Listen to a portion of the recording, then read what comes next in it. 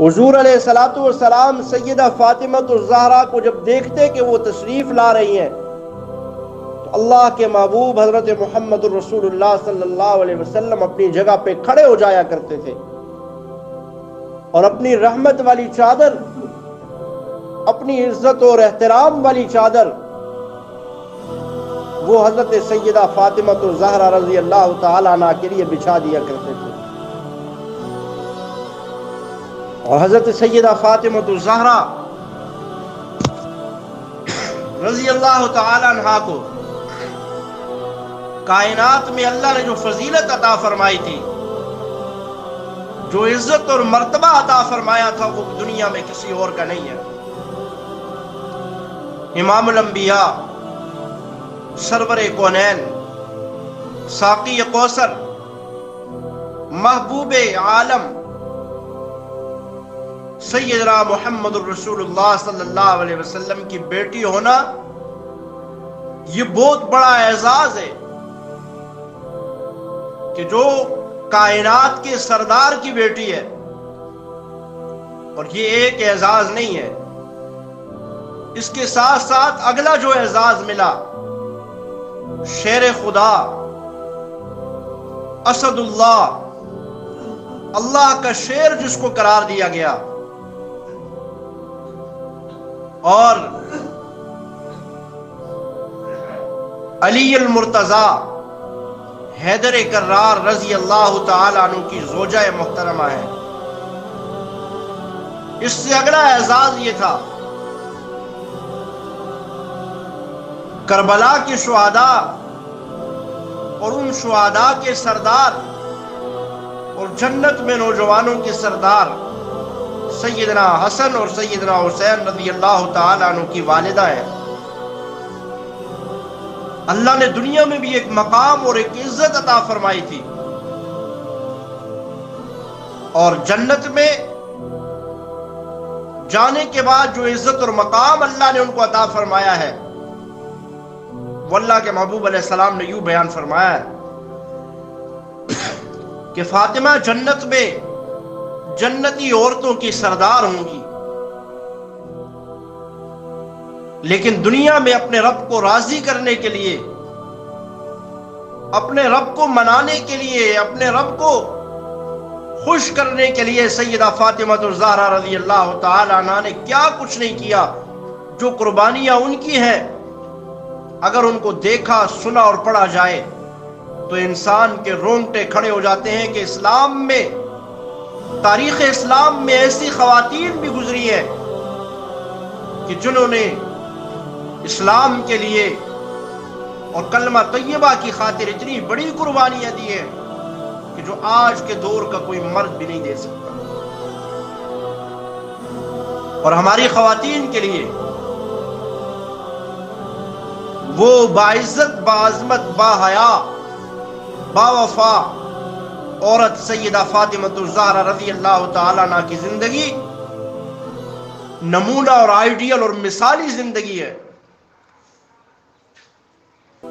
آج کی حیادار عورت کے لیے اگر کوئی رول ماڈل اور آئیڈیل ہے تو وہ سیدہ فاطمہ الزہرا رضی اللہ تعالیٰ عنہ کی زندگی ہے۔ اگر وہ کوئی شخصیت ہے تو وہ سیدہ فاطمہ الزہرا رضی اللہ تعالیٰ عنہ ہے کہ کس انداز میں انہوں نے زندگی گزاری ہے، لیکن کبھی بھی کوئی شکوہ شکایت نہیں کی ہے۔ کھانے کے لیے ہفتہ ہفتہ گزر جاتا، کچھ گھر میں نہیں ہوتا تھا، لیکن صبر کے ساتھ اپنی زندگی کو گزارا ہے۔ کبھی آہو واویلا، چیخو پکار نہیں کی، اور پوری امت کی خواتین کو بتا دیا ہے کہ انسان اگر صبر کے ساتھ زندگی گزارنا چاہے تو عورت ہوتے ہوئے بھی اس انداز میں صبر سے زندگی گزاری جا سکتی ہے۔ سیدہ فاطمہ الزہرا رضی اللہ تعالی عنہا اور ان کا خاندان رمضان روزہ رکھا ہوا ہے اور افطاری کے دسترخوان پہ بیٹھے ہوئے ہیں۔ میں اور آپ بھی اپنا اندازہ لگائیں اور اس خاتون جنت سیدہ فاطمہ الزہرا رضی اللہ تعالیٰ عنہ کی عزت اور عظمت کو بھی دیکھیں، ان کی جود و سخا کو بھی دیکھیں۔ دسترخوان لگا ہوا ہے، ہر گھر کے ہر فرد کے سامنے ایک ایک روٹی رکھی ہوئی ہے۔ حضرت سیدنا علی المرتضیٰ موجود ہے، سیدنا حسن اور سیدنا حسین موجود ہیں، اور فاطمہ الزہرا رضی اللہ تعالی عنہ موجود ہے۔ دروازے پہ دستک ہوتی ہے، سوالی آواز لگاتا ہے کہ کچھ اللہ کے نام پہ دے دو، بھوکا ہوں۔ اب بھوکا روزہ رکھا ہوا ہے، لیکن سوالی کی آواز آ گئی دروازے پہ۔ سیدہ فاطمہ الزہرا رضی اللہ تعالی عنہ نے اپنے حصے کی روٹی اٹھائی اور اپنی خادمہ سے کہا کہ یہ روٹی جا کے سوالی کو دے دو۔ سیدہ فاطمہ الزہرا رضی اللہ تعالی عنہ کی دی ہوئی وہ روٹی خادمہ لے کے دروازے پہ پہنچی اور سوالی کے ہاتھ پہ تھما دی۔ ابھی روٹی پہنچائی تھی کہ حضرت سیدنا علی المرتضیٰ رضی اللہ تعالی عنہ اس معاملے میں کیسے پیچھے رہتے؟ انہوں نے بھی حضور علیہ السلام کی گود میں تربیت پائی تھی، انہوں نے بھی اپنے حصے کی روٹی اٹھائی اور اپنی خادمہ کو دے دی کہ یہ بھی لے جاؤ۔ اتنے میں سیدنا حسن اور حسین رضی اللہ تعالی عنہما نے اپنی روٹیاں اپنے حصے کی اٹھائی اور اپنی خادمہ سے کہا کہ ہمارے حصے کی روٹی بھی سوالی کو دے دو، فقیر کو دے دو، ہم پانی کے ساتھ روزہ کھول لیں گے، لیکن اپنے دروازے سے مسکین اور فقیر کی اس صدا کو خالی واپس نہیں لوٹائیں گے۔ اب پانی سے روزہ رکھا ہوا ہے انہوں نے، اور شام کے لیے ایک ایک روٹی سامنے رکھی ہوئی ہے، وہ بھی اٹھا کے فقیر کو دے دی۔ جب سب نے دے دی تو خادمہ نے اپنی روٹی اٹھائی، کیونکہ وہ خادم بھی تو حضرت علی اور حضرت فاطمہ الزہرا رضی اللہ تعالی عنہ کے تھے۔ اس خادمہ نے اپنی روٹی بھی اٹھا کے اور روٹیوں میں شامل کی اور جا کے فقیر کے حوالے کر دی۔ اب یہ پانچوں روٹیاں اٹھائی اور سوالی کو دے دی اور خود پانی کے ساتھ روزہ افطار کیا۔ یہ حضرت سیدہ فاطمہ الزہرا رضی اللہ تعالی عنہ کا کردار ہے، سخاوت ہے۔ میرے اور آپ کے لیے نہیں، پوری کائنات کے مردوں اور عورتوں کے لیے اگر کوئی رول ماڈل زندگی ہے، خواتین کے لیے خصوصی طور پہ، تو وہ سیدہ فاطمہ الزہرا رضی اللہ تعالی عنہ کی زندگی کہ خود بھوکا رہ کے بھی روزہ رکھا ہوا ہے، دسترخوان پہ ایک ایک روٹی ہی تھی صرف، وہ بھی اٹھا کے سوالی کو دے دی اور خود پانی کے ساتھ روزہ افطار کیا۔ اور سیدہ فاطمہ الزہرا رضی اللہ تعالی عنہ خود اپنے گھر کے کام کاج کیا کرتی تھی، سرور کونین کی بیٹی ہیں، فخر الرسل کی بیٹی ہیں، امام الانبیاء کی بیٹی ہے۔ حضور اکرم صلی اللہ علیہ وسلم کی خدمت میں غلام آئے، حضرت علی المرتضیٰ رضی اللہ تعالی عنہ، انہوں نے حضرت فاطمہ کو بھیجا، جاؤ آپ بھی ایک غلام لے آؤ۔ اللہ کے محبوب علیہ السلام غلاموں کی تقسیم کر رہے ہیں، آپ چکی خود پیستی ہو، پانی خود بھر کے لاتی ہو، جس کی وجہ سے کمر پہ نشان پڑ چکے ہیں، اور آپ جا کے رسول اللہ سے ایک خادم مانگ کے لاؤ تاکہ وہ گھر کے کام کاج کر دیا کرے اور آپ کو کوئی سکون اور راحت مل سکے۔ اب یہ گھر سے اٹھی اور حضور علیہ السلام کی خدمت میں حاضری کے لیے جو ہی پیش ہوتی ہے، دیکھا کہ وہاں پہ کچھ صحابہ اکرام موجود ہیں، حضرت فاطمہ الزہرا رضی اللہ تعالی عنہ وہاں سے واپس لوٹ آئی۔ مگر اللہ کے محبوب صلی اللہ علیہ وسلم نے دیکھ لیا کہ فاطمہ میری بیٹی کچھ کہنے کے لیے آئی تھی، لیکن صحابہ اکرام کی موجودگی میں وہ کچھ کہہ نہ سکی اور وہاں سے واپس لوٹ گئی۔ اللہ کے محبوب علیہ السلام کچھ وقت کے بعد خود حضرت فاطمہ الزہرا کے گھر تشریف لے آئے اور آ کے پوچھا، فاطمہ کیا بات تھی؟ تم محفل اور مجلس میں آنا چاہتی تھی، مگر پھر واپس لوٹ آئی ہو. کیا چاہتی ہو؟ کیا کام تھا؟ حضرت علی المرتضیٰ رضی اللہ تعالی عنہ نے عرض کیا، یا رسول اللہ صلی اللہ علیہ وسلم، میں نے ہی ان کو بھیجا تھا کہ آپ کے پاس خادم آئے ہوئے ہیں، تو ایک خادم آپ سے مانگ کے لے آئے تاکہ گھر کا کام کاج وہ کر لیا کرے. یہ چکی بھی خود پیستی ہیں، پانی بھی خود بھر کے لاتی ہیں، اور مشکیزے کے رسی کی وجہ سے نشان پڑ چکے ہیں، ہاتھوں پہ نشان ہے، اور اس وجہ سے میں نے ان کو بھیجا کہ خادم مانگ کے لائے تاکہ گھر کے کام کاج میں وہ معاون اور مددگار ہو. حضور اکرم صلی اللہ علیہ وسلم نے فرمایا، بیٹی خادم لینا چاہتی ہو یا تمہیں ایسا وظیفہ بتاؤں، ایسا ورد بتاؤں جو خادموں سے زیادہ بہتر ہے؟ دنیا کا راحت و آرام چاہتی ہو یا آخرت کا راحت و آرام چاہتی ہو؟ تو حضرت سیدہ فاطمہ الزہرا رضی اللہ تعالی عنہ نے فرمایا، یا رسول اللہ، میں دنیا کی راحت و آرام نہیں چاہتی، مجھے تو آخرت کی راحت و آرام اور آخرت کا سکون چاہیے.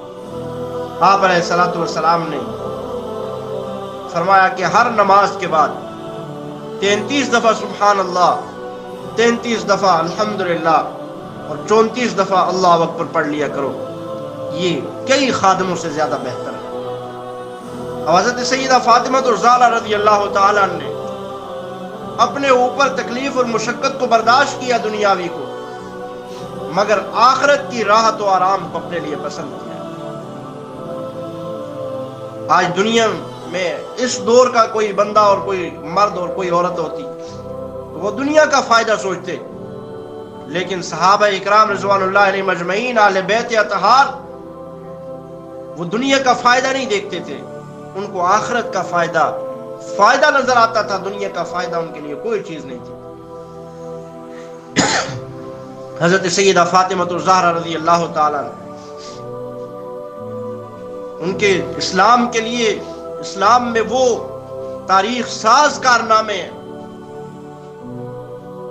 کہ انسان سن کے حیران ہو جاتا ہے کہ کوئی خاتون بھی اس قدر باعزت، باعظمت اور اتنی اعلیٰ ہو سکتی ہے کہ آج کے دور کا مرد بھی اس کے ساتھ مقابلہ نہیں کر سکتا. خاتون جنت رسول اللہ صلی اللہ علیہ وسلم نے ان کو قرار دیا. سیدنا حسن اور حسین کی والدہ ہیں، اور وہ سیدنا حسن اور حسین جو جنتی نوجوانوں کے سردار ہیں. اللہ رب العالمین کے پاک پیغمبر صلی اللہ علیہ وسلم نے فرمایا کہ جنہوں نے ان سے محبت کی انہوں نے گویا مجھ سے محبت کی، اور جنہوں نے ان سے بغض رکھا انہوں نے مجھ سے بغض رکھا، اور جس نے مجھ سے بغض رکھا اس کا ٹھکانہ جہنم ہے، اور وہ اللہ سے بغض رکھنے والا ہے. اور یہ وہ سیدہ فاطمہ الزہرا رضی اللہ تعالیٰ عنہ ہے کہ آخری وقت ہے، دنیا سے جانے کا وقت ہے، رحلت کا وقت ہے، اور مرض الوفات میں حضرت سیدنا علی المرتضیٰ شیر خدا رضی اللہ تعالی عنہ کو اپنے پاس بلایا اور کہا، علی، میں دنیا سے جانے والی ہوں، آثار یہی ظاہر ہو رہے ہیں کہ اب میرا دنیا میں رہنا محال ہے، بیماری اس قدر بڑھ چکی ہے، لیکن میں تمہیں ایک نصیحت کرنا چاہتی ہوں، میری آخری وصیت ہے یہ، دنیا میں کسی غیر محرم کی نظر میرے اوپر نہیں پڑی.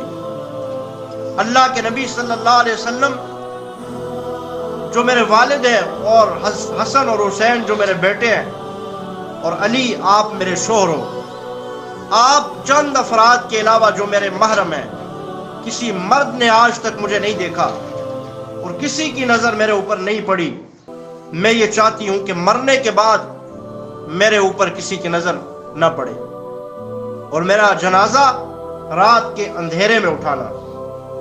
یہ سیدہ فاطمہ الزہرا رضی اللہ تعالیٰ عنہ کا اپنے گھر والوں کو وصیت تھی. اتنی حیا، اتنی پاک دامنی کہ کہہ یہ رہی ہیں اپنے شوہر کو کہ دنیا میں کسی کی نظر میرے اوپر نہیں پڑی، میں یہ چاہتی ہوں کہ مرنے کے بعد میرے اوپر کسی کی نظر نہ پڑے۔ تو اسی طرح کیا گیا، رات کو ان کا جنازہ پڑھایا گیا اور ان کی تدفین کی گئی۔ تو میرے اور آپ کے لیے کتنی سبق آموز باتیں ہیں۔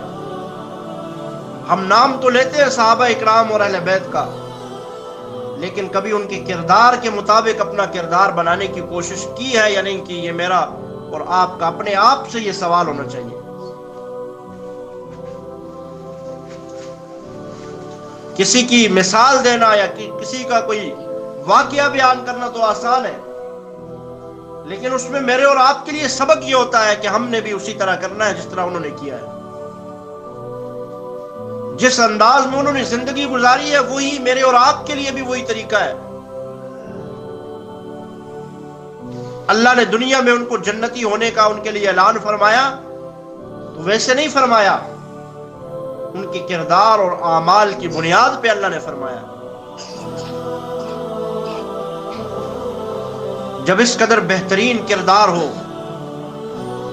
کہ ایک خاتون کی سوچ یہ ہے کہ مرنے کے بعد بھی میرے اوپر کسی غیر محرم کی نظر نہ پڑے، یہاں تک آتا ہے کہ حضرت سیدہ فاطمہ الزہرا رضی اللہ تعالی عنہ نے فرمایا کہ میرے لیے ایسی خاص چارپائی تیار کی جائے، ایسا نہ ہو کہ عام چارپائی پہ مجھے ڈالا جائے اور اوپر کپڑا ڈال دیا جائے جس سے میرے جسم کے اعضاء نظر آئیں۔ میں یہ بھی نہیں چاہتی۔ حضرت فاطمہ الزہرا رضی اللہ تعالی عنہ کی موجودگی میں ایک صحابیہ نے ایک ایسی چارپائی تیار کر کے لائی کہ جس میں جو اس انداز میں تیار کی گئی تھی کہ اس کے اوپر کپڑا ڈالا گیا اور اس سے جسم کا کوئی اعضاء بھی سامنے ظاہرا نظر نہیں آتا تھا، نہ ہاتھ نہ پاؤں نہ سر، بالکل یعنی کپڑے کے نیچے سے بھی نظر نہیں آتا تھا، کپڑا اوپر پڑے ہوئے بھی۔ تو پھر انہوں نے اطمینان کا اظہار کیا کہ ہاں یہ چارپائی میرے لیے ٹھیک ہے۔ جنہوں نے اپنے موت کے بعد بھی اپنے لیے اتنا خیال کیا ہو، ان کی دنیا کی جیتی جاگتی جو زندگی ہے وہ کتنی پاکیزہ ہو۔ اور حضور اکرم صلی اللہ علیہ وسلم کی گود میں تربیت پانے والی یہ اولاد کس طرح اتنی پاکیزہ اور مطہر نہ ہو کہ ان کا باپ، ان کا والد، ان کی تربیت کرنے والا خود حضرت محمد رسول اللہ صلی اللہ علیہ وسلم ہے۔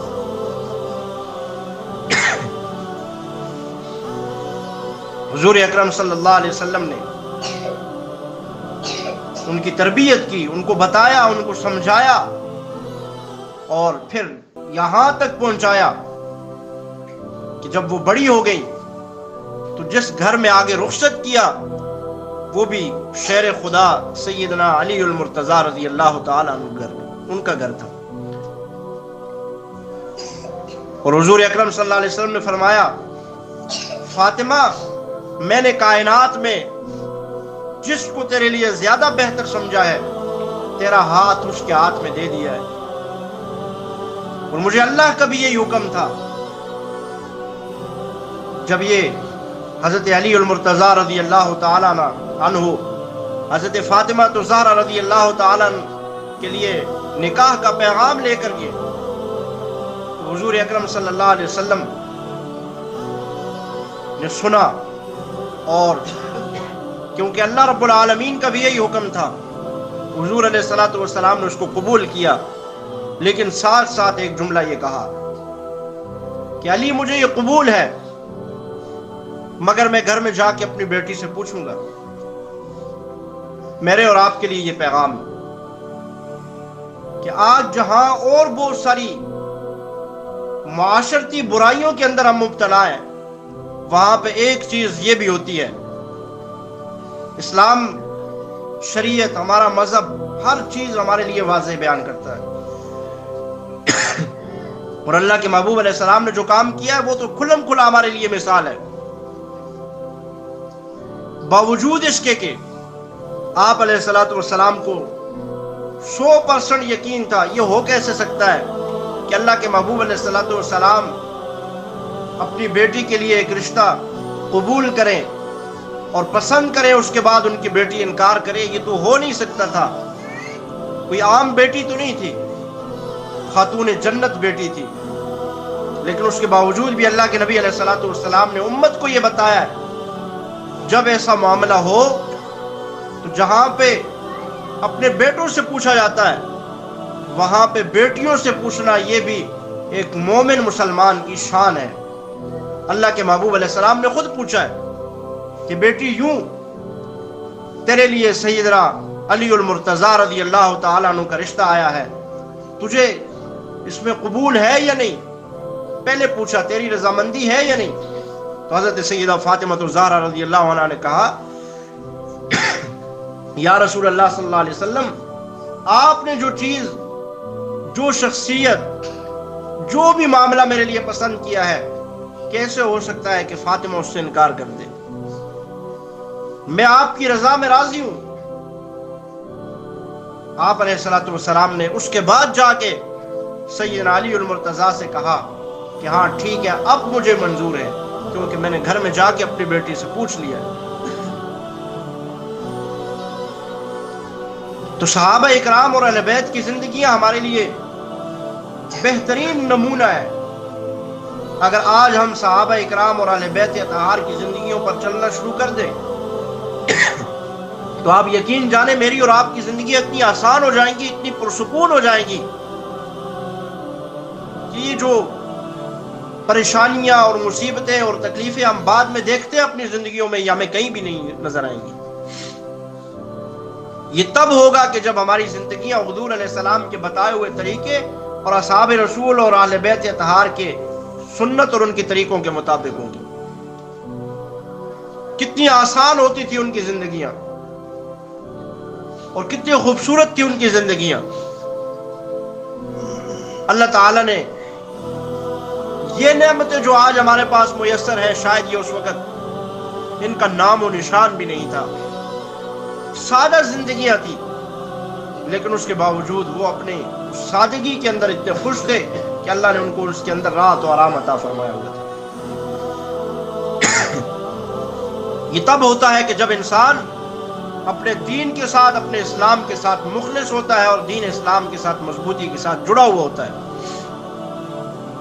آج ہم بھی اگر دین اسلام، دین بھی وہی ہے، اسلام مذہب بھی وہی ہے، اللہ بھی وہی ہے، رسول اللہ صلی اللہ علیہ وسلم بھی وہی ہے، قرآن بھی وہی ہے، سب کچھ وہی ہے، اگر بدلے ہیں تو ہم انسان بدلے ہیں۔ لوگ کہتے ہیں زمانہ بدل گیا ہے، حالانکہ اللہ رب العالمین کہ پاک پیغمبر صلی اللہ علیہ وسلم نے یہ فرمایا کہ زمانے کو کبھی گالی مت دو۔ اللہ یہ فرماتے ہیں کہ زمانہ تو میں خود ہوں، زمانے کو کیوں برا بلا کہتے ہو؟ زمانہ برا نہیں ہوتا، انسان اچھا یا برا ہوتا ہے۔ اس زمانے کے اندر انسان اچھے تھے، آج ہم دین اسلام سے دور ہو کے زمانہ برا نہیں ہوا، ہم برے ہو گئے۔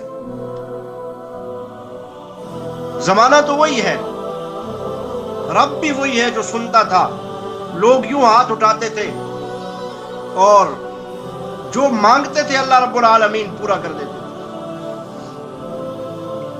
آج ہم گلہ کرتے ہیں، شکایتیں کرتے ہیں، اللہ ہماری سنتا نہیں ہے، اللہ ہماری قبول نہیں کرتا، اللہ ہماری دعاؤں کو پورا نہیں کرتا، لیکن کبھی ہم نے یہ نہیں سوچا کہ ہماری اس میں کتنی کمی ہے، ہماری کتنی غلطی اور کوتاہی ہے۔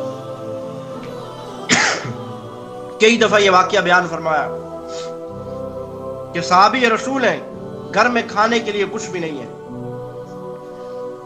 انہوں نے کہا میں نے رسول اللہ صلی اللہ علیہ وسلم سے یہ بات سنی ہے کہ 2 رکعت نماز نفل پڑھو، اللہ سے جو مانگو اللہ عطا فرماتے ہیں۔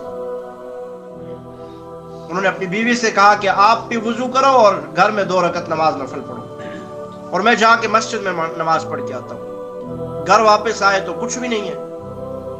بیوی نے کہا گھر میں تو کچھ بھی نہیں ہے، کہاں سے آئے گا؟ کہا میں نے اللہ کے محبوب علیہ السلام سے سنا ہے ان کی زمین اوپر جا سکتی ہے، آسمان نیچے آ سکتا ہے، لیکن رسول اللہ صلی اللہ علیہ وسلم نے جو بات فرمائی ہے وہ کبھی جھوٹی نہیں ہو سکتی کہ 2 رکعت نماز پڑھ کے اللہ سے جو مانگو اللہ عطا فرماتے ہیں۔ میری اور تمہاری نماز میں فرق ہے، دوبارہ نماز پڑھتے ہیں، دوبارہ وضو کیا، دوبارہ 2 رکعت نماز پڑھی، کچھ بھی نہیں ہے۔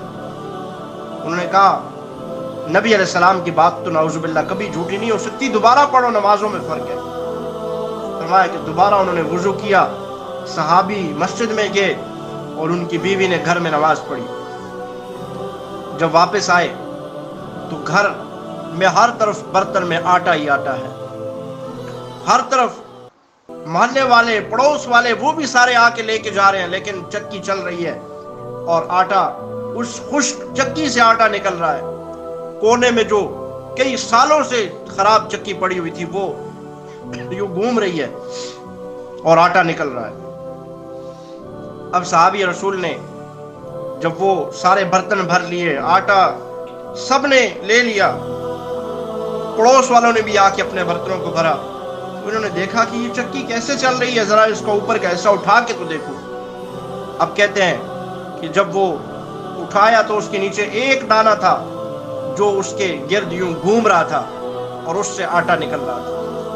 اللہ کے محبوب علیہ الصلوۃ والسلام کا زمانہ تھا، خود حضور اکرم صلی اللہ علیہ وسلم موجود تھے.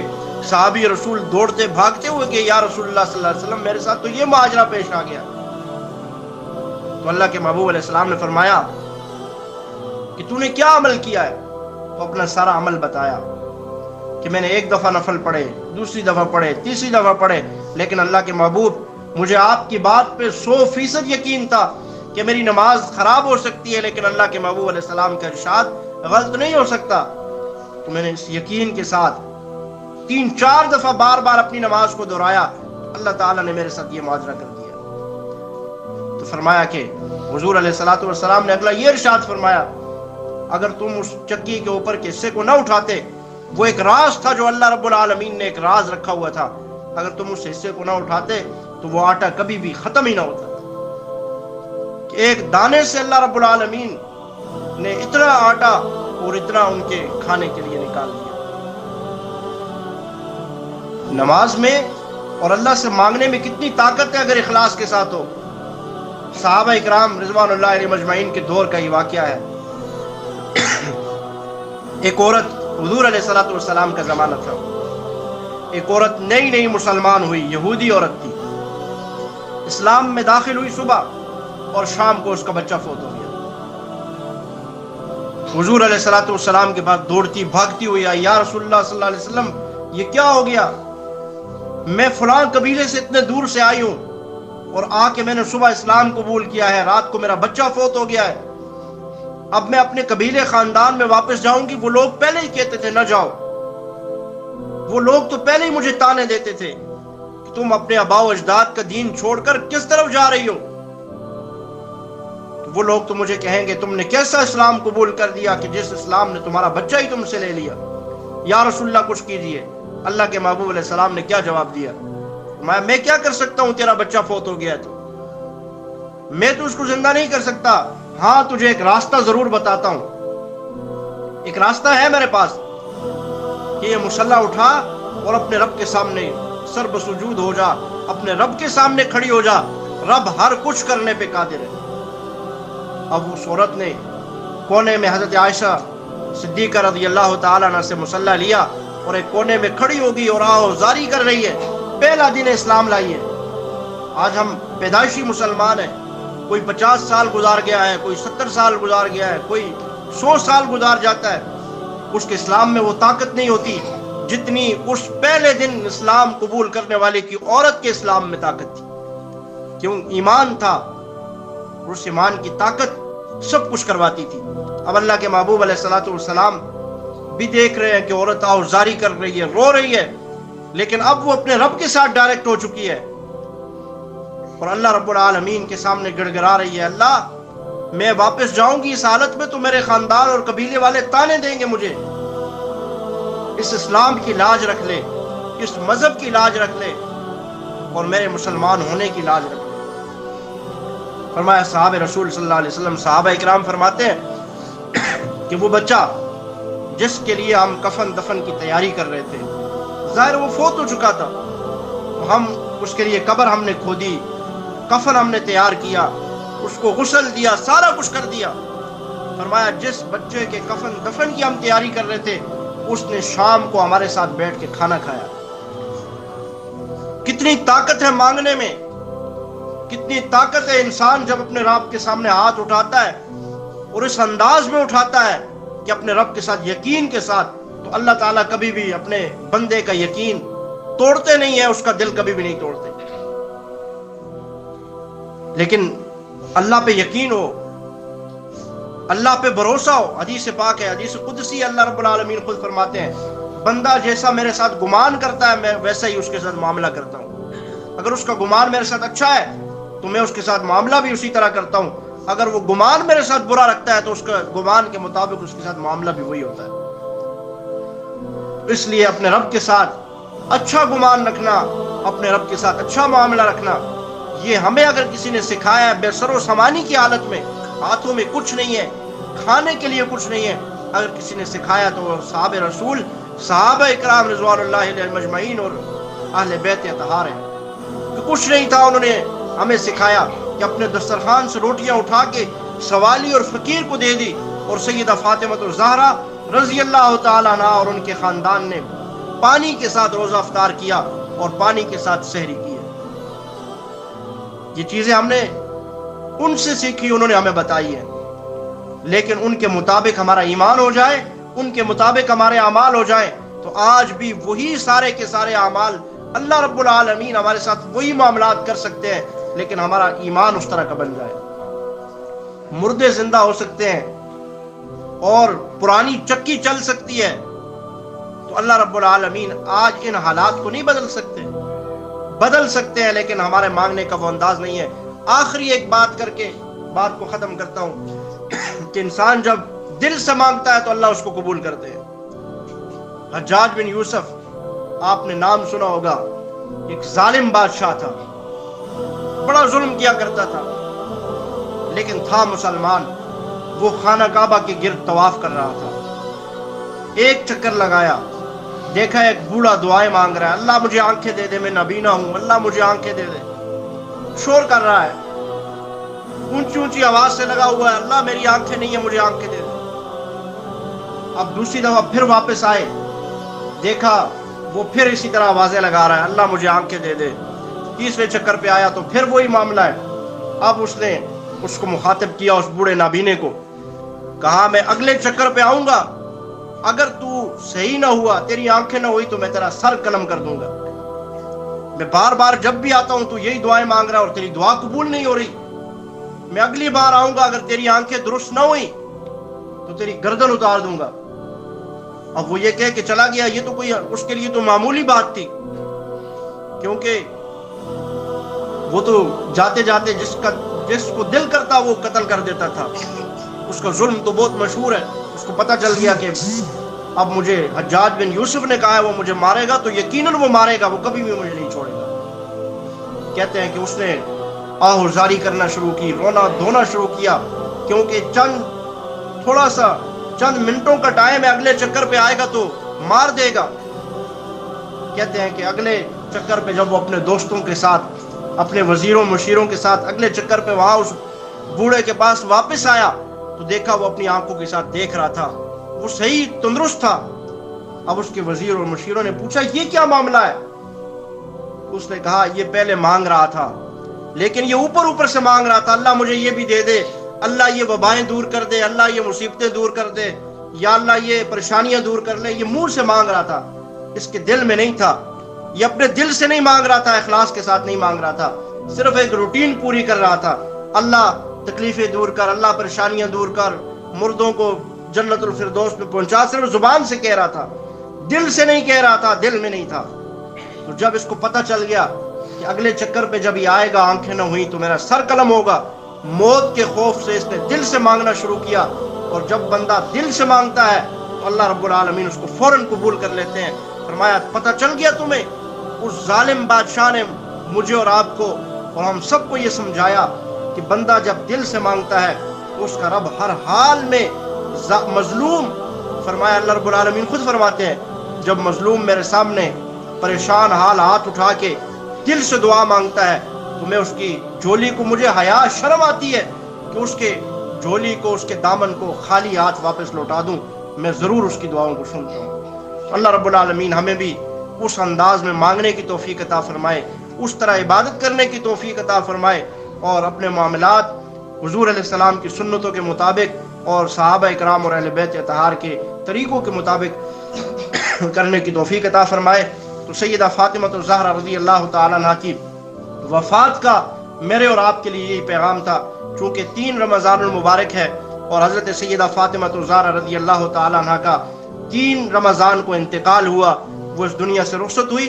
ان کا آخری پیغام اور آخری نصیحت اپنے شوہر سیدنا علی المرتضیٰ شیر خدا رضی اللہ تعالیٰ عنہ کو یہی تھی کہ میرا جنازہ اس پہ بھی کسی غیر محرم کی نظر نہ پڑے۔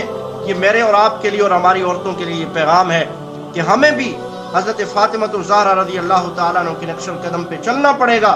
اگر ہمیں عزت چاہیے، اگر ہمیں حیا چاہیے، اگر ہمیں دنیا میں مقام چاہیے، وہ اسلام دیتا ہے، اور اسلام نے سب سے زیادہ جو مقام دیا ہے وہ سیدہ فاطمہ الزہرا حضور علیہ الصلوۃ والسلام کی لخت جگر ہے، اور ان کی وساطت سے پوری امت کی خواتین کو دیا ہے۔ لیکن ہمیں وہی عزت پانے کے لیے، وہ مقام پانے کے لیے ہمیں وہ حیا اپنے اندر پیدا کرنا ہوگا۔ اللہ رب العالمین ہمیں ان کے نقش قدم پہ چلنے کی توفیق عطا فرمائے۔ وآخر دعوانا الحمدللہ رب العالمین۔ سنت ادا کریں۔